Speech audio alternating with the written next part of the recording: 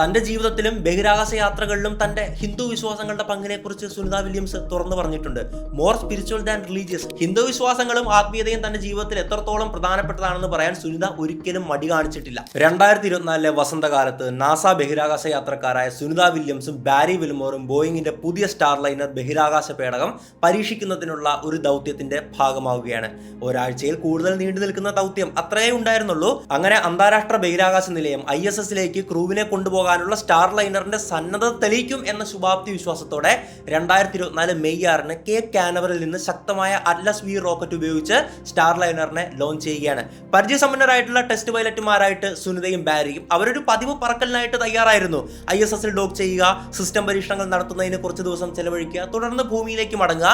പക്ഷേ അവരുടെ 8 ദിവസത്തെ പരീക്ഷണ പറക്കൽ 9 മാസത്തിലധികം നീണ്ടുപോകുമെന്ന് അവർ സ്വപ്നത്തിൽ പോലും ചിന്തിച്ചിട്ടുണ്ടായിരുന്നില്ല. സ്റ്റാർലൈനർ ഭ്രമണപഥത്തിലെത്തി ISSൽ ഡോക്ക് ചെയ്യുന്നതിന് തൊട്ടു പിന്നാലെ പ്രശ്നങ്ങൾ ആരംഭിക്കുകയാണ്. എഞ്ചിനീയർമാർ ക്യാപ്സ്യൂളിന്റെ പ്രൊപ്പൽഷൻ സിസ്റ്റത്തിൽ ഹീലിയം ചോർച്ചയും അതോടൊപ്പം നിരവധി ത്രസ്റ്ററുകളിൽ തകരാറും കണ്ടെത്തുകയാണ്. ആസൂത്രിതമായ ഒരാഴ്ച നീണ്ടു നിൽക്കുന്ന ദൗത്യം നിർത്താൻ തക്കതായിട്ടുള്ള ഗുരുതരമായിട്ടുള്ള പ്രശ്നങ്ങളായിരുന്നു ഇവയെല്ലാം. സ്റ്റാർലൈനർ അതിന്റെ നിലവിലെ അവസ്ഥയിൽ ബഹിരാകാശ യാത്രക്കാരെ സുരക്ഷിതമായിട്ട് ഭൂമിയിലേക്ക് എത്തിച്ചേക്കില്ലെന്ന് മിഷൻ കൺട്രോളർമാരും ക്രൂവും മനസ്സിലാക്കി. ബഹിരാകാശ പേടകം യാത്രക്കാരെ വഹിക്കാൻ സുരക്ഷിതമല്ലെന്നും അത് ശൂന്യമായി ഭൂമിയിലേക്ക് മടങ്ങേണ്ടി വരുമെന്നും നാസ തീരുമാനിക്കുകയാണ്. അങ്ങനെയാണ് 2024 സെപ്റ്റംബറിൽ സ്റ്റാർലൈനർ ക്യാപ്സ്യൂൾ ആളില്ലാതെ ഭൂമിയിലേക്ക് തിരിച്ചെത്തുന്നത്. വില്യംസും വിൽബോറും ഭൂമിയിലേക്ക് യാത്ര ചെയ്യാനാകാതെ ISSൽ കുടുങ്ങിയാണ്. ഒരു നേരായ പരീക്ഷണമായി ആരംഭിച്ചത് അവരുടെ ജീവിതത്തിലെ ഏറ്റവും വലിയൊരു പരീക്ഷണമായി മാറിയെന്ന് വേണം പറയാനായിട്ട്. സുനിയും ബുച്ചും പെട്ടെന്ന് ദീർഘകാല ISS നിവാസികളായി മാറി. ഭൂമിയിലേക്കുള്ള ഒരു ബദൽ മാർഗം കാത്തിരിക്കുകയായിരുന്നു. 2 ബഹിരാകാശ യാത്രക്കാർക്കും പദ്ധതികളിലെ മാറ്റം നാടകീയമായിരുന്നു. അവർക്ക് വലിയ എക്സ്പീരിയൻസുകൾ ഉണ്ട്, ഒരുപാട് തവണ അവർ താമസിച്ചിട്ടുള്ളവരാണ്. പക്ഷേ പെട്ടെന്നുള്ളൊരു യാത്രയ്ക്കായിരുന്നു അവർ പോയിട്ടുണ്ടായിരുന്നത്. അതിന് വേണ്ടിയിട്ടുള്ള ഒരു പരീക്ഷണം മാത്രമേ അവർക്ക് നിലവിൽ ലഭിച്ചിട്ടുണ്ടായിരുന്നല്ലേ. എന്തായാലും ഒരു പെട്ടെന്നുള്ള യാത്രയ്ക്ക് പകരം അവർ സ്റ്റേഷന്റെ പതിവ് ക്രൂ റൊട്ടേഷന്റെ ഭാഗമാകുകയാണ്. ശാസ്ത്ര പരീക്ഷണങ്ങൾ, അറ്റകുറ്റപ്പണികൾ, ബഹിരാകാശ നടത്തങ്ങൾ എന്നിവയിൽ പോലും അവർ തിരക്കിലായിരുന്നു. പക്ഷേ വൈകാരികമായിട്ട് അതത്ര എളുപ്പമുള്ളവരായിരുന്നില്ല. അവരൊരു ചെറിയ ദൗത്യത്തിനായിട്ടുള്ള മാനസിക ശാരീരിക തയ്യാറെടുപ്പുകൾ നടത്തി പോയവരാണ്. ഇപ്പോൾ അവർക്ക് മാസങ്ങളോളം ഭ്രമണപഥത്തിൽ ജീവിക്കാൻ പൊരുത്തപ്പെടേണ്ടി വന്നു. അവർക്ക് അവരുടെ കുടുംബങ്ങളെയും ഭൂമിയുടെ ലളിതമായിട്ടുള്ള സുഖ സൗകര്യങ്ങളെ നഷ്ടമായി. സുനിത നാട്ടിലുള്ള തങ്ങളുടെ പ്രിയപ്പെട്ടവരെ കുറിച്ച് പറഞ്ഞത് അവർക്ക് ഇതൊരു റോളർ കോസ്റ്റർ റൈഡ് പോലെയായിരുന്നു എന്നുള്ളതാണ്. ഒരുപക്ഷെ നമ്മളെക്കാൾ കൂടുതൽ, അതായത് ഞങ്ങൾ അനുഭവിക്കുന്ന ബുദ്ധിമുട്ടുകളെക്കാൾ കൂടുതൽ ഞങ്ങളുടെ നാട്ടിലുള്ള റിലേറ്റീവ്സ് ഇപ്പോൾ അവർ അത്രത്തോളം മാനസിക ബുദ്ധിമുട്ടുകൾ അനുഭവിക്കുന്നുണ്ടെന്നാണ് സുനിത പറഞ്ഞിട്ടുണ്ടായിരുന്നത്. അനിശ്ചിതത്വം ഏറെ ഉണ്ടായിരുന്നിട്ടും വില്യംസും വിൽമോറും സ്ഥിരതയുള്ളവരും ശ്രദ്ധ കേന്ദ്രീകരിക്കുന്നവരുമായിരുന്നു. നാസ അവരെ ഭൂമിയിൽ എത്തിക്കുമെന്ന് അവർക്ക് എന്തായാലും അറിയാം. പക്ഷേ അത് എപ്പോൾ, എങ്ങനെ, എന്നുള്ളതായിരുന്നു പ്രധാന ചോദ്യം. ബോയിങ്ങിന്റെ CST-100 സ്റ്റാർലൈനർ ഒരു ന്യൂ ജനറേഷൻ സ്പേസ് ക്രാഫ്റ്റായി വികസിപ്പിച്ചെടുത്തിട്ടുള്ള ഒന്നാണ്. ബഹിരാകാശ യാത്രക്കാരെ ഭൂമിയിൽ നിന്ന് ISSലേക്കും തിരികെ ഭൂമിയിലേക്കും കൊണ്ടുവരുന്നതിനുമുള്ള രണ്ടാമത്തെ സ്വതന്ത്ര മാർഗമാണ് നാസയ്ക്ക് ഇത് നൽകുക. ഒന്നാമത്തേത് സ്പേസ് എക്സിന്റെ ക്രൂ ഡ്രാഗനാണ്. അത്യാധുനികമായിട്ടുള്ള ഏവിയോണിക്സ് ടെക്നോളജിയിൽ നിർമ്മിക്കപ്പെട്ടിട്ടുള്ള ഗംഡ്രോപ്പ് ആകൃതിയിലുള്ള ഈ ക്യാപ്സ്യൂളിനെ 7 അംഗങ്ങളെ വരെ വഹിക്കാൻ ശേഷിയുള്ള ഒന്നാണ്. എന്നിരുന്നാലും ഈ ഒരു ടെസ്റ്റ് ഉണ്ടല്ലോ, ഈ ഒരു ക്രൂ ഫ്ലൈ ടെസ്റ്റിൽ പരീക്ഷണ പൈലറ്റുമാരായിട്ട് 2 പേര് മാത്രമേ ഉണ്ടായിരുന്നുള്ളൂ, സുനിതയും ബാരിയും അല്ലെ. സ്റ്റാർലൈനർ കുറ്റമറ്റ രീതിയിൽ വിക്ഷേപിക്കുകയും ISSലേക്ക് സ്വയംഭരണമായി ഡോക്ക് ചെയ്ത് അതിന്റെ അത്യാധുനിക മാർഗനിർദ്ദേശ സാങ്കേതിക വിദ്യ പ്രകടമാക്കി. എന്നാൽ യഥാർത്ഥ പരീക്ഷണമായി മാറിയത് എന്താണ്? ക്രൂവിനെ സുരക്ഷിതമായിട്ട് ഭൂമിയിലേക്ക് എത്തിക്കുക എന്നുള്ളതായിരുന്നു. അതിനൊരു അവസരവും ലഭിച്ചില്ല. ഉയർന്നു വന്ന സാങ്കേതിക പ്രശ്നങ്ങൾ ഗുരുതരമായിരുന്നു. പ്രൊപ്പൽഷൻ സിസ്റ്റത്തിൽ തുടർച്ചയായിട്ടുള്ള ഹീലിയം ചോർച്ചയും അതോടൊപ്പം ഒന്നിലധികം റിയാക്ഷൻ കൺട്രോൾ ടെസ്റ്റേഴ്സും ഓഫ്ലൈനായി പോവുകയും ചെയ്യുകയാണ്, അതായത് വർക്ക് ചെയ്യാതെ പോവുകയാണ്. സ്റ്റാർലൈനറിന്റെ ഇന്ധന ടാങ്കുകൾ പ്രഷറൈസ് ചെയ്യാനാണ് ഇവിടെ ഹീലിയം ഉപയോഗിക്കുന്നത്. അപ്പോൾ ഈ ചോർച്ച അർത്ഥമാക്കുന്നത് എന്താണ്? എഞ്ചിനുകൾ ശരിയായിട്ട് ഫയർ ചെയ്യില്ലേ, എഞ്ചിനുകൾ ശരിയായിട്ട് പ്രവർത്തിക്കില്ല. അങ്ങനെ പ്രവർത്തിക്കാതെ വന്നു കഴിഞ്ഞാൽ സുരക്ഷിതമായിട്ടുള്ള ഒരു റീ എൻട്രി പോസിബിൾ ആണോ അല്ലയോ എന്നുള്ളത് ഒരു ഡൗട്ടാണ്. നമുക്ക് ഇവരുടെ ജീവൻ റിസ്ക് ചെയ്യാൻ പറ്റത്തില്ലല്ലോ, അവരുടെ ജീവൻ തന്നെയാണ് ഏറ്റവും പ്രധാനം. അതുകൊണ്ട് ഇങ്ങനെ ഒരു അവസ്ഥയിൽ എന്തായാലും ഈ ഒരു സ്പേസ് ക്രാഫ്റ്റിൽ അവരെ തിരിച്ച് ഭൂമിയിലേക്ക് കൊണ്ടുവരാൻ സാധിക്കില്ല എന്ന് നാസ ശക്തമായി തന്നെ ഒരു തീരുമാനമെടുക്കുകയാണ്. ദിവസങ്ങളും ആഴ്ചകളുമായി ബോയിങ്ങും നാസയുടെ എഞ്ചിനീയർമാരും ട്രബിൾ ഷൂട്ട് ചെയ്യുന്നതിനായിട്ട്, അതായത് പ്രശ്നം പരിഹരിക്കുന്നതിനായിട്ട് ഡാറ്റ ശേഖരിച്ചു കൊണ്ടേയിരുന്നു. ഇതേസമയം സ്റ്റാർലൈനർ ഒരു വികലാംഗ കപ്പലായിട്ട് ISSൽ തന്നെ ഡോക്ക് ചെയ്ത് തുടരുകയായിരുന്നു. ഭാഗ്യവശാൽ ബഹിരാകാശ യാത്രക്കാർക്ക് സ്റ്റേഷനിലും മറ്റു പ്രശ്നങ്ങളൊന്നും ഇല്ലായിരുന്നു. അവർക്ക് വേണ്ടിയിട്ടുള്ള ഭക്ഷണവും വെള്ളവും മരുന്നുകളും അവിടെ ഉണ്ടായിരുന്നു. അതിന്റെ മാത്രം സപ്ലൈ ഇടയ്ക്ക് നടക്കുന്നുണ്ടായിരുന്നു. പക്ഷെ അവരുടെ മടക്കയാത്രയ്ക്കുള്ള വാഹനം മാത്രം അനിശ്ചിതത്വത്തിലായിരുന്നു. സ്റ്റാർലൈനറിലേക്ക് ക്രൂ വീണ്ടും പ്രവേശിക്കുന്നതിന് സാധ്യതയില്ലെന്ന് നാസ ഒടുവിൽ കർശനമായിട്ട് ആഹ്വാനം നൽകുകയാണ്. നിരാശാജനകവും എന്നാൽ അത്യാവശ്യമായിട്ടുള്ള ഒരു നീക്കത്തിൽ മനുഷ്യരൊന്നും ഇല്ലാതെ തന്നെ അൺഡോക്ക് ചെയ്ത് ലാൻഡ് ചെയ്യാനായിട്ട് അവർ സ്റ്റാർലൈനറിന് കമാൻഡ് കൊടുക്കുകയാണ്. അങ്ങനെ ശൂന്യമായിട്ടുള്ള ഈ ബഹിരാകാശ പേടകം ഭൂമിയിലേക്ക് പുറപ്പെട്ടു. അമേരിക്കൻ മരുഭൂമിയിൽ പാരച്യൂട്ട് ചെയ്തിറങ്ങി. അതേസമയം വില്യംസും വിൽമോറും 400 കിലോമീറ്റർ മുകളിൽ നിന്ന് അതിനെ നോക്കി. ഭൂമിയിലേക്കുള്ള തങ്ങളുടെ യാത്ര അനിശ്ചിതത്വത്തിലായി എന്നവർ മനസ്സിലാക്കി. ഇത് സാങ്കേതികമായിട്ട് മാത്രമല്ല, വ്യക്തിപരമായിട്ടും ഒരു അഗാധമായ വെല്ലുവിളിയായിരുന്നു. ഒരു പുതിയ ബഹിരാകാശ പേടകം പരീക്ഷിക്കുന്നത് പലപ്പോഴും ഒരുപാട് സർപ്രൈസുകൾ നൽകാറുണ്ട്, ഒരുപാട് പുതിയ രസകരമായിട്ടുള്ള നിമിഷങ്ങളിലൂടെയൊക്കെ കടന്നു പോകാറുണ്ട്. പക്ഷേ നിങ്ങളുടെ ദൗത്യ സമയക്രമം അനന്തമായി നീണ്ടു പോകുക എന്നത് ക്ഷമയുടെയും പ്രൊഫഷണലിസത്തിന്റെയും ഒരു പരീക്ഷണം കൂടിയാണ്. സുനിയും ബുച്ചും അനിശ്ചിതത്വത്തിനിടയിലും അവരുടെ ഉത്സാഹം നിലനിർത്തി. അവർ ആദ്യമായിട്ടല്ല മൈക്രോഗ്രാവിറ്റിയിൽ എത്തുന്നത്. അത്രത്തോളം എക്സ്പീരിയൻസ്ഡ് ആയിട്ടുള്ള ആസ്ട്രോനട്സ് ആണ് ഈ രണ്ടുപേരും അല്ലേ. അവർ പരീക്ഷണ ദിനചര്യകൾ നിലനിർത്തി ദൗത്യത്തിന് തയ്യാറായിട്ടിരുന്നു. എപ്പോൾ വേണമെങ്കിലും ഭൂമിയിലേക്ക് തിരിച്ചു പോകാനുള്ള ആ ഒരു തയ്യാറെടുപ്പുകളോടെ അവർ എല്ലാ ദിവസവും അതിന് വേണ്ടിയിട്ടുള്ള പ്രാക്ടീസും കാര്യങ്ങളൊക്കെ ആരംഭിച്ചു.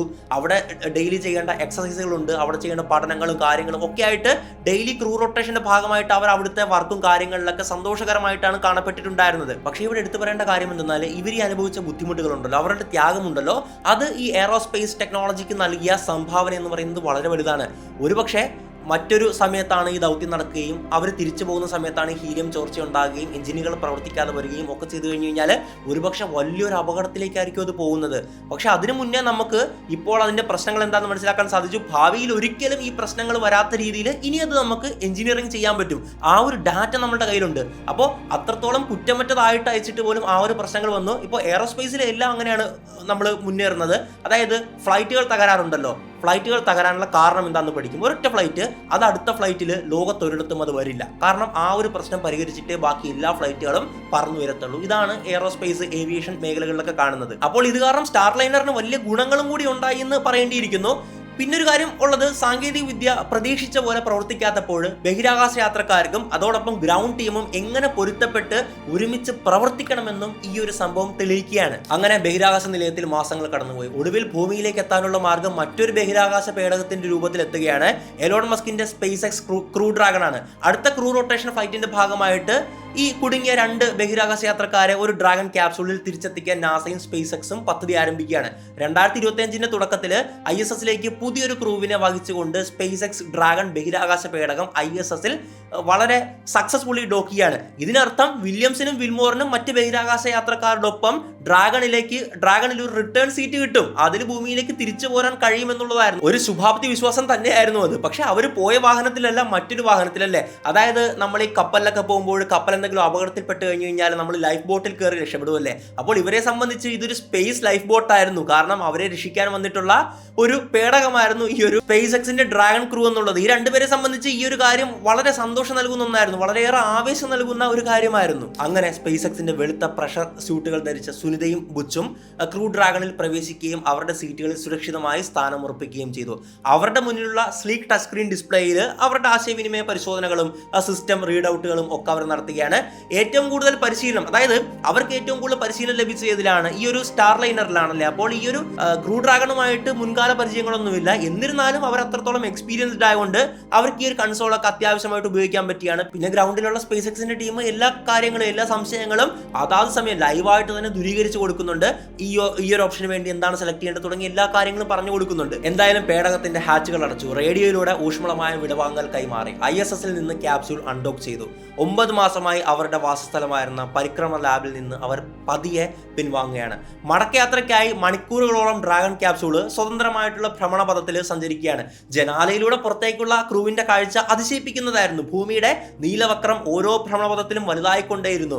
മിഷൻ കൺട്രോളിൽ നിന്നുള്ള അതായത് ഗോ കമാൻഡിൽ ബഹിരാകാശ പേടകം അതിന്റെ ഡിയോർബിറ്റ് ബേൺ നടത്തിയിട്ട് ഭ്രമണപഥത്തിൽ നിന്ന് ഭൂമിയെ ലക്ഷ്യമാക്കി ഇങ്ങനെ നീങ്ങിയാണ്. ക്രൂ ഡ്രാഗൺ തന്റെ ത്രസ്റ്ററുകൾ ഫയർ ചെയ്യുമ്പോൾ അകത്തിരിക്കുന്ന ഈ 4 പേർക്ക് ചെറിയൊരു ബുദ്ധിമുട്ട്, ഒരു തള്ളൽ അനുഭവപ്പെടുകയാണ്. അങ്ങനെ അവർ എന്തായാലും ഒടുവിൽ ഭൂമിയിലേക്ക് വരികയായിരുന്നു. താമസിയാതെ ഗുരുത്വാകർഷണം അവരെ അകത്തേക്ക് വലിക്കാൻ തുടങ്ങിയപ്പോൾ ഡ്രാഗൺ തന്റെ ഹീറ്റ് ഷീൽഡ് ഭൂമിക്ക് നേരെ തിരിക്കുകയാണ്. കാരണം ടെമ്പറേച്ചർ കൂടാം, അതിനെ പ്രൊട്ടക്ട് ചെയ്യണം. അതുകൊണ്ട് തന്നെ ഹീറ്റ് ഷീൽഡിന്റെ ഭാഗമായി ഭൂമിക്ക് നേരെ തിരിച്ച് അങ്ങനെ യാത്ര ചെയ്യാനായിട്ട് തുടങ്ങി. ഭൂമിയുടെ അന്തരീക്ഷത്തിലേക്കുള്ള പുനർപ്രവേശനം ബഹിരാകാശ യാത്രയുടെ ഏറ്റവും അപകടകരവും നാടകീയമായിട്ടുള്ള ഘട്ടങ്ങളിലൊന്നാണ്. ക്രൂ ഡ്രാഗൺ ഭ്രമണപഥത്തിൽ നിന്ന് താഴേക്ക് ഇറങ്ങിയപ്പോൾ ബഹിരാകാശ യാത്രക്കാർക്ക് അവിസ്മരണീയമായിട്ടുള്ള ഒരു അനുഭവം തന്നെയായിരുന്നു അത്. ക്യാപ്സ്യൂളിന് പുറത്ത് ഒരു സൂപ്പർ ഹീറ്റഡ് പ്ലാസ്മ കവചം ഇങ്ങനെ രൂപം കൊള്ളുകയാണ്. അതായത് വേറൊരു കളറും കാര്യങ്ങളും ഒക്കെ അവിടെ വരികയാണ്. ഇത് ജനാലയിലൂടെയുള്ള പുറത്തേക്കുള്ള കാഴ്ചയിൽ ഓറഞ്ച് ഓറഞ്ച് തിളക്കമാക്കി മാറ്റി.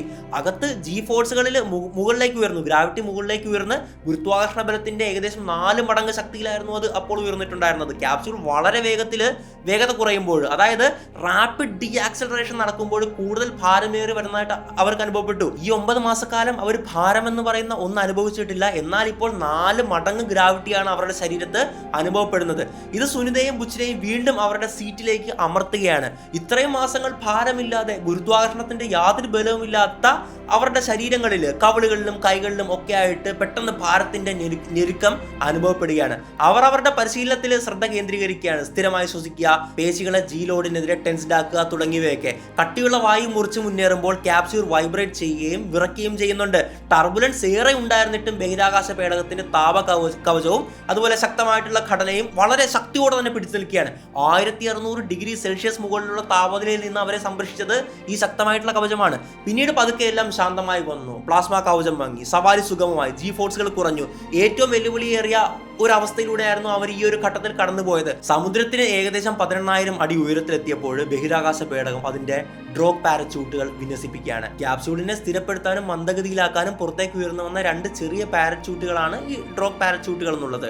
ഡ്രോഗുകൾ പൊടുന്നനെ തുറന്നപ്പോൾ സുനിക്കും ബുച്ചിനും ഒരു വലിവ് അനുഭവപ്പെടുകയാണ്. കാരണം ഇത്രയും സ്പീഡിൽ വരുന്ന ഒരു പേടകം പെട്ടെന്ന് അതിന്റെ സ്പീഡ് കുറയുകയാണ്, പിടിച്ചു നിർത്തിയ പോലെ കുറയുകയാണ്. അപ്പോൾ ഷിപ്പിന്റെ വേഗത ഗണ്യമായി കുറയാൻ തുടങ്ങി. നിമിഷങ്ങൾക്ക് ശേഷം ഡ്രോഗ് പാരച്യൂട്ടുകൾ പേടകത്തിൽ നിന്നും വേർപ്പെടുത്തി. അതിന്റെ ജോലി കഴിഞ്ഞല്ലോ അല്ലേ. അതിനുശേഷമായിരുന്നു പ്രധാന പാരച്യൂട്ടുകളുടെ വിന്യാസം. 4 വലിയ ഓറഞ്ച് വെള്ള കനോപ്പികൾ തലയ്ക്ക് മുകളിലൂടെ വിരിഞ്ഞു തുടങ്ങി. ഏകദേശം 6000 അടി ഉയരത്തിൽ അത് പൂർണ്ണമായിട്ടും വിരിഞ്ഞിങ്ങനെ അതിന്റെ ഫുൾ ഫോം എത്തുകയാണ്. തുടക്കത്തിലുണ്ടായിരുന്ന അതിവേഗതയിൽ നിന്നും ക്യാപ്സ്യൂൾ വളരെ സൗമ്യമായിട്ടുള്ള ഒരു ഇറക്കത്തിലേക്ക് വരികയാണ്. അവസാന നിമിഷങ്ങളിൽ വേഗത 200 km/h നിന്നും 24 km/h കുറയുകയാണ്. വലിയ പാരച്യൂട്ടുകളുടെ കീഴിൽ വില്യംസും വിൽമോറും സഞ്ചരിച്ച ക്രൂ ഡ്രാഗൺ ക്യാപ്സ്യൂൾ അറ്റ്ലാന്റിക് സമുദ്രത്തിൽ പതിച്ചു. ഏകദേശം ഇന്ത്യൻ സമയം രാവിലെ 3:27 കൂടിയിട്ടാണ് അത് കടലിൽ പതിക്കുന്നത്. അങ്ങനെ 9 മാസത്തെ അവരുടെ ദൗത്യം അവിടെ അവസാനിക്കുകയാണ്. പാരച്യൂട്ടുകൾ കടലിന്റെ തൊട്ടുമുകളിലെത്തിയപ്പോൾ ബഹിരാകാശ യാത്രക്കാർ ആഘാതത്തിനായി തയ്യാറെടുക്കുകയാണ്.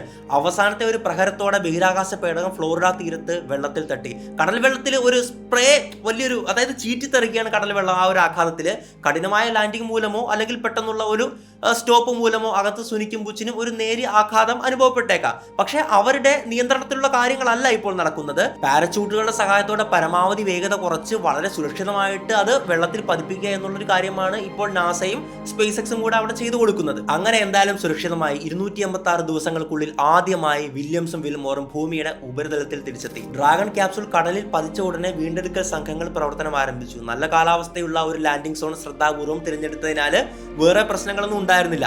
സ്പേസ് എക്സും നാസയും കപ്പലുകളും ഹെലികോപ്റ്ററുകളും ഒക്കെ ആയിട്ട് അവിടെ സജ്ജമായിട്ട് നിൽപ്പുണ്ടായിരുന്നു, എല്ലാ കാര്യങ്ങളും ചെയ്തു കൊടുക്കാനായിട്ട്. രക്ഷാപ്രവർത്തകർ ഈ 4 പേരെയും വളരെ ശ്രദ്ധാപൂർവ്വം പുറത്തെടുത്ത് സ്ട്രെച്ചറുകളിൽ കിടത്തുകയാണ്. പരിക്കുകളൊന്നും മൂലമല്ല, മറിച്ച് മൈക്രോഗ്രാവിറ്റിയിൽ ഇത്രയും കാലം കഴിഞ്ഞതിന് ശേഷമുള്ള ഒരു മുൻകരുതലായിട്ടാണ്. നീണ്ടു നിൽക്കുന്ന ഭാരക്കുറവ് പേശികളെയും അതുപോലെ ബോഡി ബാലൻസിനെയും ദുർബലപ്പെടുത്തും, നമ്മൾ അറിയാവുന്ന കാര്യമാണ്. അതിനാൽ തന്നെ ഗുരുത്വാകർഷണം വീണ്ടും പ്രാബല്യത്തിൽ വരുമ്പോൾ ബോധക്ഷയം ഉണ്ടാകാം, അവർ വീണു പോകാം, അവർക്ക് എഴുന്നേറ്റ് നിൽക്കാനൊന്നും സാധിക്കില്ല. അപ്പോൾ ഇങ്ങനെ ഒരുപാട് പ്രശ്നങ്ങൾ സംഭവിക്കാം. അതുകൊണ്ടാണ് ഇവരെ സ്ട്രെച്ചറിൽ കിടത്തിക്കൊണ്ടു പോകുന്നത്. എന്തായാലും റിക്കവറി ഷിപ്പിലെ മെഡിക്കൽ സംഘങ്ങൾ പ്രാഥമിക പരിശോധന നടത്തുകയാണ്. ക്രൂ നല്ല ചുറുചുറുക്കോടെ തന്നെയായിരുന്നു ഉണ്ടായിരുന്നത്. തുടർന്ന് ബഹിരാകാശ യാത്രക്കാരെ ഹെലികോപ്റ്ററിൽ കരയിലേക്ക് കൊണ്ടുപോയി അവിടുന്ന് നാസയുടെ ഒരു ജെറ്റിൽ ഹ്യൂസ്റ്റണിലേക്ക് കൊണ്ടുപോവുകയാണ്. ഹ്യൂസ്റ്റണിൽ സമഗ്രമായിട്ടുള്ള ആരോഗ്യ വിലയിരുത്തലുകൾക്കും റീഹാബിലിറ്റേഷനുമായിട്ട് അവർ നിരവധി ദിവസം നാസയുടെ ജോൺ സ്പേസ് സെന്റർ ക്രൂ ക്വാർട്ടേഴ്സിൽ താമസിക്കും. നാസ ഫ്ലൈറ്റ് സർജന്മാർ മെഡിക്കൽ ക്ലിയറൻസ് നൽകിയ ശേഷം മാത്രമേ വില്യംസിനും വിൽമോറിനും നാട്ടിലേക്ക് മടങ്ങാൻ അനുവാദം ഉണ്ടാകുകയുള്ളൂ. അപ്പോൾ ഈ ഒരു സമയങ്ങളിൽ ഫ്ലൂയിഡ് റീപ്ലനിഷ്മെന്റ്, ഒരുപാട് ലവണങ്ങളൊക്കെ നഷ്ടപ്പെട്ടിട്ടുണ്ടാകാം, അതൊക്കെ തിരിച്ച് ശരീരത്തിലേക്ക് കയറ്റുക, ലഘുവ്യായാമം, തലകറക്കം അല്ലെങ്കിൽ ബാലൻസ് തട്ടം പോലുള്ള പ്രശ്നങ്ങൾ നിരീക്ഷിക്കുക, അതിന് പരിഹാരം ചെയ്തു കൊടുക്കുക എന്നിവ ഉൾപ്പെടുന്ന വലിയൊരു ട്രീറ്റ്മെന്റ് പ്രോട്ടോകോളാണ് ഇവരെ കാത്തിരിക്കുന്നത്. ദീർഘകാല ബഹിരാകാശ യാത്രയുടെ സമ്മർദ്ദങ്ങളിൽ നിന്ന് അവർ ശരിയായ സുഖം പ്രാപിക്കുന്നുണ്ടെന്ന് ഈ ഒരു പ്രോട്ടോകോൾ മെഡിക്കൽ ട്രീറ്റ്മെന്റ് ഉറപ്പാക്കുന്നു. കടലിൽ പതിച്ച ശേഷം ഗുരുത്വാകർഷണ ബലത്തിന്റെ കീഴിലേക്ക് തിരികെ വന്നപ്പോഴും ബഹിരാകാശ യാത്രക്കാർ നല്ല ഉത്സാഹത്തിലായിരുന്നു. ഡ്രാഗന്റെ സ്പ്ലാഷ് ഡൗൺ സ്ഥിരീകരിച്ച് ഭൂമിയിലേക്ക് തിരികെ സ്വാഗതം നിക്, സുനി, ബുച്ച്, അലക്സ് എന്ന പൊതു സന്ദേശത്തോടെയാണ് സ്പേസ് എക്സ് ക്യാപ്സ്യൂളിന്റെ സുരക്ഷിതമായിട്ടുള്ള വരവിനെ സ്ഥിരീകരിച്ചിട്ടുണ്ടായിരുന്നത്. സുനിത വില്യംസിനെയും വിൽമോറിനെയും ഡ്രാഗണിൽ നിന്ന് പുറത്തെടുത്തപ്പോൾ ക്ഷീണിച്ച പുഞ്ചിരിയോടെയും കൈവീശിയും അവർ റിക്കവറി ടീമിനെ നോക്കി. അവർ സുരക്ഷിതരും മോശമല്ലാത്ത അവസ്ഥയിലുമാണെന്നായിരുന്നു ഇത് കാണിച്ചിട്ടുണ്ടായിരുന്നത്. ബഹിരാകാശ യാത്രക്കാരുടെ അവസ്ഥയെക്കുറിച്ചുള്ള കുറിച്ചുള്ള അപ്ഡേറ്റുകളും നാസ ഉദ്യോഗസ്ഥർ കൃത്യമായിട്ട് നൽകുന്നുണ്ട്. 4 ക്രൂ അംഗങ്ങളും ലാൻഡിങ്ങിന് ശേഷം ആരോഗ്യവാന്മാരാണെന്നും സുഖമായിരിക്കുന്നു എന്നുള്ളൊരു കാര്യമാണ് നാസ പറഞ്ഞത്. അവർ ഇനി റീഹാബിലിറ്റേഷൻ പീരീഡിലാണ് പോകുന്നത്. കൃത്യമായിട്ടുള്ള നിരീക്ഷണങ്ങളായിരിക്കും ഞങ്ങൾ കൊടുക്കുക എന്നുള്ള കാര്യവും നാസ അറിയിക്കുന്നുണ്ട്. അതോടൊപ്പം ക്രൂവിന്റെ പ്രൊഫഷണലിസത്തിൽ നാസ അഡ്മിനിസ്ട്രേറ്റർ അഭിമാനം പ്രകടിപ്പിച്ചു. വിജയകരമായി തിരിച്ചു വന്നതിൽ സ്പേസ് എക്സിനോട് നന്ദി പറയുകയും ചെയ്തു. കാരണം സ്പേസ് എക്സ് ആണല്ലോ ഇവരുടെ മടക്കയാത്രയ്ക്ക് തന്നെ ഇപ്പോൾ കാരണമായിട്ടുണ്ടായിരുന്നത്. സുനിത വില്യംസിന്റെ സുരക്ഷിതമായ തിരിച്ചുവരവ് ആഘോഷിക്കുന്നതിൽ ഇന്ത്യൻ പ്രധാനമന്ത്രിയായിട്ടുള്ള ശ്രീ നരേന്ദ്രമോദി പോലും പങ്കുചേർന്നു. അവരെ ഇന്ത്യയുടെ വിശിഷ്ട മകളെന്നാണ് അദ്ദേഹം വിശേഷിപ്പിച്ചിട്ടുണ്ടായിരുന്നത്. അതോടൊപ്പം അവരുടെ ആരോഗ്യം പെട്ടെന്ന് വീണ്ടെടുക്കാനുള്ള ആശംസകളും അദ്ദേഹം അറിയിക്കുകയാണ്. ലോകമെമ്പാടുമുള്ള ആളുകൾ ഗുജറാത്തിലെ വില്യംസിന്റെ പൂർവിക ഗ്രാമം മുതൽ ഓൺലൈൻ ബഹിരാകാശ യാത്ര ആരാധകർ വരെ ക്രൂവിന്റെ ഈ തിരിച്ചുവരവിനെയും സഹിഷ്ണുതയും അത്രത്തോളം അഭിനന്ദിക്കുകയാണ്. ക്രൂ ഇപ്പോൾ ഭൂമിയിൽ തിരിച്ചെത്തിയതോടെ അവർ ക്രമേണ ശക്തി വീണ്ടെടുക്കാനും ഗുരുത്വാകർഷണത്തിന് കീഴിൽ ജീവിക്കാൻ ശരീരങ്ങൾ പുനഃസ്ഥാപിക്കാനും പ്രവർത്തിക്കുമെന്ന് നാസ ഡോക്ടർമാർ പറയുന്നു. ഈ പ്രക്രിയയ്ക്ക് ഒരുപക്ഷെ നിരവധി ആഴ്ചകൾ തന്നെ എടുത്തേക്കാം കേട്ടോ. ഒരു കാര്യം കൂടി പറഞ്ഞുകൊണ്ട് നമുക്ക് ഈ വീഡിയോ അവസാനിപ്പിക്കാം. ഈ ഒരു സുനിത വില്യംസ് തിരിച്ചു വന്നപ്പോൾ ഇന്റർനെറ്റ് ആകമാനം വൈറലായിട്ടുള്ള ഒരു വീഡിയോ ക്ലിപ്പ് ഉണ്ടായിരുന്നു. സുനിത വില്യംസ് തന്റെ ഹിന്ദു വിശ്വാസങ്ങളെ കുറിച്ച് പറയുന്ന ഒരു കാര്യമായിരുന്നു അല്ലേ അത്. തന്റെ ജീവിതത്തിലും ബഹിരാകാശ യാത്രകളിലും തന്റെ ഹിന്ദു വിശ്വാസങ്ങളുടെ പങ്കിനെ കുറിച്ച് സുനിത വില്യംസ് തുറന്നു പറഞ്ഞിട്ടുണ്ട്.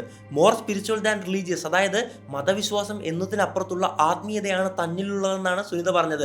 തന്റെ ദൗത്യങ്ങളിൽ നിരവധി പൗത്രമായ വസ്തുക്കൾ സുനിത സ്പേസിലേക്ക് കൊണ്ടുപോയിട്ടുണ്ട്.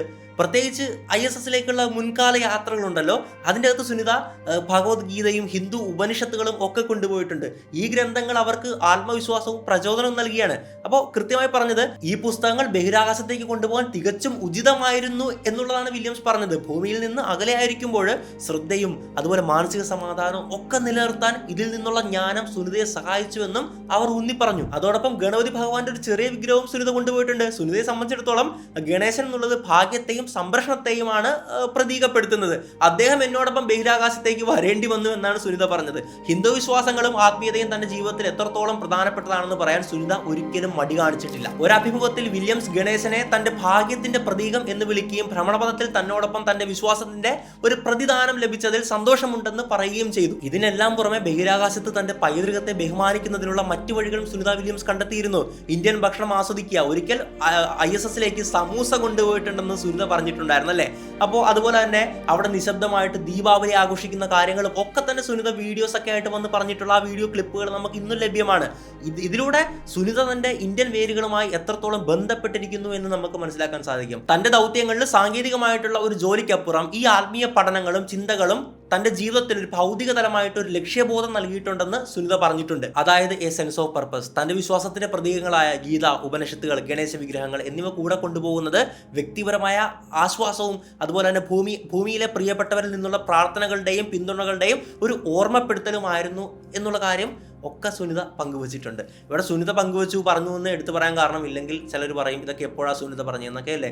ഇതിൻ്റെ വീഡിയോസൊക്കെ യൂട്യൂബിൽ എല്ലാം ലഭ്യമാണ്. ഞാൻ പറ്റുന്ന ലിങ്കുകളൊക്കെ ഡിസ്ക്രിപ്ഷൻ ബോക്സിൽ ഒക്കെ ഇട്ടേക്കാം. എന്തായാലും മനുഷ്യൻ്റെ ശാസ്ത്ര ചരിത്രത്തിലെ ഏറ്റവും വലിയൊരു ഏടാണ് ഈ കഴിഞ്ഞ ദിവസങ്ങളിൽ ഇവിടെ കടന്നു പോയിട്ടുണ്ടായിരുന്നത്. 9 മാസങ്ങൾക്ക് മുമ്പ് ഇവരവിടെ കുടുങ്ങിയപ്പോൾ നമ്മളൊരു വീഡിയോ ചെയ്തിട്ടുണ്ടായിരുന്നു. അപ്പോൾ ആ വീഡിയോയുടെ തുടക്കത്തിൽ തന്നെ ഞാൻ പറഞ്ഞൊരു കാര്യമുണ്ട്. ഒരുപാട് പേര് പറയുന്നുണ്ട് ഇതിനെ കുടുങ്ങി എന്നൊന്നും വിശേഷിപ്പിക്കാൻ പാടില്ല, അവർക്ക് അവിടെ സുഖമായിട്ട് താമസിക്കാനുള്ള വഴികളൊക്കെ ഉണ്ട്, അപ്പോൾ എന്തുകൊണ്ടാണ് കുടുങ്ങി എന്ന് ഉപയോഗിക്കുന്നതെന്ന്. ഞാൻ കൃത്യമായി പറഞ്ഞു, കുടുങ്ങി എന്നുള്ള വാക്ക് എവിടെയാണ് മലയാളത്തിൽ ഉപയോഗിക്കുക. നമ്മളൊരു യാത്ര പോവുകയാണ്, ഇപ്പോൾ മണാലിയിലേക്ക് ഒരു യാത്ര പോവുകയാണ്.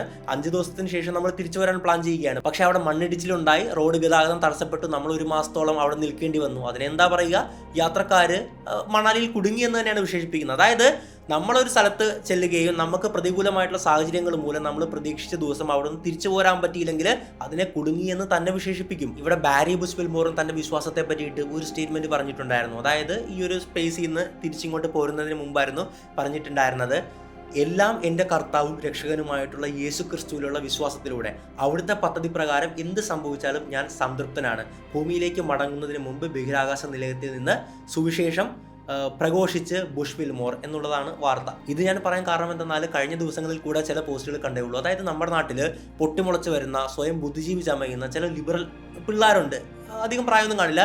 അവരുടെ മെയിൻ പോയിന്റ് എന്തെന്നാൽ, നിങ്ങൾ മതവിശ്വാസി ആണോ, നിങ്ങൾ ശാസ്ത്രമായിട്ടൊരു ബന്ധമില്ല. നിങ്ങൾ മതവിശ്വാസിയാണെങ്കിൽ നിങ്ങൾക്ക് ശാസ്ത്രം പഠിക്കാനുള്ള അധികാരമില്ല, നിങ്ങൾക്ക് ശാസ്ത്രത്തെ പറ്റി പറയാനുള്ള ഒരു റൈറ്റും ഇല്ല തുടങ്ങിയ കാര്യങ്ങളൊക്കെയാണ് അവർ പലപ്പോഴും ചൂണ്ടിക്കാണിക്കുന്നത്. കഴിഞ്ഞ ദിവസം കണ്ടൊരു പോസ്റ്റാണ്, ഈ സുനിത വില്യംസ് സ്പേസിൽ നിൽക്കുമ്പോൾ ഇവിടുത്തെ സ്ത്രീകൾ ആറ്റുകാൽ പൊങ്കാലയിടുന്നു. ആ പോസ്റ്റ് ടീവന്മാർക്ക് സുനിത വില്യംസിന്റെ ഹിസ്റ്ററി, അവർ നേരത്തെ പറഞ്ഞിട്ടുള്ള സ്റ്റേറ്റ്മെന്റ്സ് ഒന്നും അറിയത്തില്ല. ഇന്ന് ആ പേജിൽ മൊത്തം പൊങ്കാലയാണ്. കാരണം സുനിത വില്യംസിന്റെ വീഡിയോ അത് കഴിഞ്ഞാണ് വൈറലായിട്ടുണ്ടായിരുന്നത്. ഇവിടുത്തെ ഭൂരിഭാഗം ഹിന്ദു വിശ്വാസികൾ ഭഗവത്ഗീതയുടെ പുറംചട്ട പോലും കണ്ടിട്ടുണ്ടാകത്തില്ല. അപ്പോൾ ശാസ്ത്രത്തിന്റെ ഏറ്റവും വലിയ അത്യുന്നതങ്ങൾ നിൽക്കുന്ന, ഇപ്പോൾ ലോകം കണ്ടിട്ടുള്ള ഏറ്റവും വലിയ ആസ്ട്രോണറ്റുകളിൽ ഒന്നാണ് സുനിത വില്യംസ് എന്നുള്ളത്. ജീവിച്ചിരിക്കുന്ന ആസ്ട്രോണറ്റുകളിൽ ഒന്നല്ലേ. അവരെന്താണ് പറഞ്ഞത്? ഭഗവത്ഗീതയും ഗണേശന്റെ വിഗ്രഹവും ഉപനിഷത്തുകളും കൂടെ കൊണ്ടുപോകാറുണ്ടെന്ന്, അത് സ്പേസിലേക്ക്. അപ്പോൾ അത്രത്തോളം വിശ്വാസപരമായിട്ടുള്ള കാര്യങ്ങൾ അവർ ചെയ്യുന്നു, അവർ ശാസ്ത്രപരമായിട്ടുള്ള കാര്യങ്ങളും ചെയ്യുന്നു. അപ്പോൾ ഇത് രണ്ടും കൂടെ നിങ്ങൾ ഒരു ഓപ്പോസിറ്റ് പോളിലാക്കിയിട്ട് ഇവിടെ വിഭജനം ഉണ്ടാക്കാൻ ശ്രമിക്കുന്ന ചില വ്യക്തികളെ എനിക്ക് കാണാൻ സാധിക്കുന്നുണ്ട്. അപ്പോൾ ഞാനിത് കാണുന്ന ആൾക്കാരോട് പറയാൻ ഉദ്ദേശിച്ചത്, ഈ മണ്ടൻ നറേറ്റീവുകളിൽ വീഴരുത്. അതായത് നിങ്ങൾ ഒരു വിശ്വാസിയാണെങ്കിലും മതവിശ്വാസിയാണെങ്കിലും ദൈവവിശ്വാസിയാണെങ്കിലും ഒക്കെ നിങ്ങൾ ശാസ്ത്രവിരുദ്ധനാണ്, നിങ്ങളെന്തോ ഇൻഫീരിയർ ആണെന്നുള്ളൊരു ചിന്ത, ഒരു ചാപ്പ നിങ്ങളിലേക്ക് അടിച്ചേൽപ്പിക്കാനായിട്ടാണ് ഇവർ ശ്രമിച്ചുകൊണ്ടിരിക്കുന്നത്. അത് ചെയ്യരുത്. നിങ്ങൾ നിങ്ങളുടെ വിശ്വാസങ്ങളൊക്കെ ആയിട്ട് മുമ്പോട്ട് പോവുക. നിങ്ങൾക്ക് വിശ്വാസി ആയിരിക്കാനോ അല്ലെങ്കിൽ വിശ്വാസം ഇല്ലാത്തവനായിരിക്കാനോ അതൊക്കെ നിങ്ങളുടെ ഇഷ്ടമാണ്. നിങ്ങൾക്ക് ഏത് മതം സ്വീകരിക്കാം, അതിൻ്റെ വിശ്വാസങ്ങളുമായിട്ട് മുമ്പോട്ട് പോകാം, അതിൻ്റെ പ്രവർത്തനങ്ങളുമായിട്ട് മുമ്പോട്ട് പോകാം. ഒറ്റ കണ്ടീഷനേ ഉള്ളൂ, എല്ലാത്തിനും ഒരു അതിർത്തി വരമ്പുണ്ട്. ഏതാണ് ആ വരമ്പ്? ഇന്ത്യൻ നിയമമാണ്. അതായത് നിയമത്തിൻ്റെ അകത്ത് നിന്നുകൊണ്ട് നിയമവിരുദ്ധമല്ലാതെയുള്ള ഏത് പ്രവർത്തനങ്ങളും നിങ്ങൾക്ക് ഇവിടെ ചെയ്യാം. നിങ്ങൾക്ക് നിങ്ങളുടെ മതം പ്രചരിപ്പിക്കണോ? പ്രചരിപ്പിച്ചോ. നിങ്ങൾക്ക് പുതിയൊരു മതം ഉണ്ടാക്കണോ? ഉണ്ടാക്കിക്കോ. അതിനൊന്നും ഒരു പ്രശ്നങ്ങളോ തടസ്സങ്ങളോ ഇല്ല. എല്ലാം നിയമത്തിന്റെ അകത്ത് നിന്നുകൊണ്ട് മാത്രമാകണമെന്നേ ഉള്ളൂ. അപ്പോൾ ഒരിക്കലും ഈ ഫാൾസ് നറേറ്റീവിൽ വീണ് പോകരുത്. നിങ്ങൾ മതവിശ്വാസിയാണെങ്കിൽ നിങ്ങൾ ശാസ്ത്രവിരുദ്ധനൊന്നുമല്ല. നിങ്ങൾ മതവിശ്വാസിയാണെങ്കിൽ നിങ്ങൾ സയന്റിസ്റ്റ് ആയിക്കൂടാന്നൊന്നുമില്ല. ഒരുപാട് സയന്റിസ്റ്റുകൾ ഭയങ്കര മതവിശ്വാസികളല്ലായിരുന്നോ? ഇപ്പോൾ സുനിത വില്യംസിനെ നോക്ക്, ബാരി ബുഷ് വിൽമോറിനെ നോക്ക്. ഇപ്പോൾ നമ്മുടെ ISRO, ഇന്ത്യയിലെ ഏറ്റവും വലിയ ഒരു സയൻസ് ഏജൻസിയാണ്, സ്പേസ് ഏജൻസിയാണ്, നമ്മുടെ അഭിമാനമാണ്. അവിടുത്തെ ചെയർമാൻമാരായാലും മറ്റു ഒരുപാട് സയന്റിസ്റ്റുകളായാലും ഒക്കെ തന്നെ വിശ്വാസികളില്ലേ? അപ്പോൾ ചന്ദ്രയാൻ നമ്മൾ അവിടെ കൊണ്ടിറക്കിയില്ലേ? അതൊക്കെ ഈ വിശ്വാസികൾ ചെയ്തതല്ലേ? ഒന്ന് ആലോചിച്ച് നോക്ക്. ഈ നറേറ്റീവിൽ വീണ് പോകരുതെന്ന് പറയാൻ വേണ്ടി മാത്രമാണ് ഞാൻ ഈ ഒരു കാര്യം പറഞ്ഞത്. എന്തായാലും എന്താണ് ഇതിനെ പറ്റിയിട്ടുള്ള നിങ്ങളുടെ അഭിപ്രായം? മറ്റൊരു വീഡിയോയിൽ മറ്റൊരു വിഷയമായിട്ട് നമുക്ക് വീണ്ടും കാണാം. Vishwesh Madappally signing out.